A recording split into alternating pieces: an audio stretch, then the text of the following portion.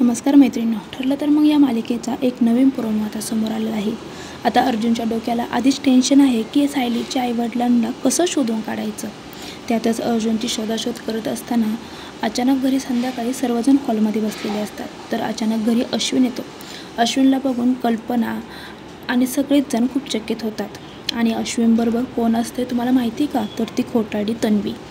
आणि अश्विन घरात येतो तेव्हा लगेच प्रतिमा म्हणते कल्पना म्हणते, अरे तुम्हाला ह्या घरात यायला सांगितलं नाही। हे घराचे दरवाजे ह्या तन्वीसाठी कायमचे बंद झालेले आहे।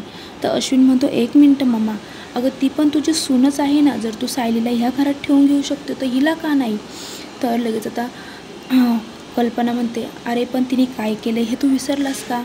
तर अश्विन म्हणतो, हो, तिच्याकडून जाणून बुजून काही तिने चुका केलेल्या नव्हत्या, त्या झाल्या होत्या। त्या चुका तिच्याकडून चुकीने झाल्या होत्या आणि त्या चुकाची तिने शिक्षा भोगली आहे।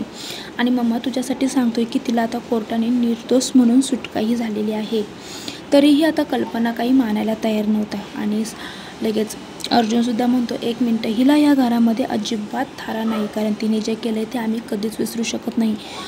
मधुभाऊंवरती तिने काय आरोप केले, जर आधीच तिने मधुभाऊच्या बाबतीत सत्य सांगितलं असतं तर मधुभाऊंचे वर आज ही परिस्थिती आलीच नसती।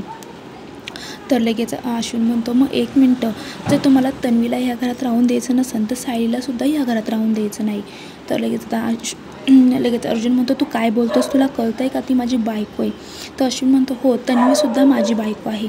जर तुम्हाला तन्वी गुन्हेगार वाटते ना, तर मग ही जी सायली आहे, सायली त्या मधुभाऊला तिचे वडील मानतात, मग ते मधुभाऊला ही गुन्हेगारच आहे ना, त्यांच्यावरसुद्धा खुनाचा आरोप होताच ना। मग त्यांच्या मुलीला जर तुम्ही घरामध्ये ठेवू शकता तर माझ्या तन्वीला ह्या घरात का ठेवू शकत नाही?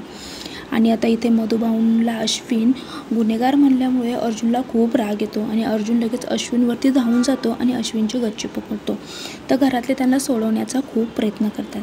त्यात लगेच तन्वी पुढे येते आणि लगेच सायलीला म्हणते, तुला हेच पाहिजे नव्हतं ना गं? तुला पण असं वाटत होतं ना ह्या घरामध्ये ह्या दोघा भावांमध्ये भांडणं व्हावं म्हणून?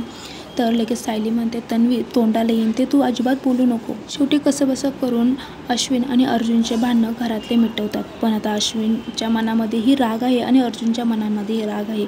आता सायली या दोघांचा राग कसा शांत करण हे बघण्यासाठी आपल्याला पुढील एपिसोड बघावं लागेल। त्यासाठी चॅनलला सबस्क्राईब करा, व्हिडिओ लाईक करा आणि व्हिडिओ शेवटपर्यंत बघितल्याबद्दल खूप खूप थँक्यू, धन्यवाद।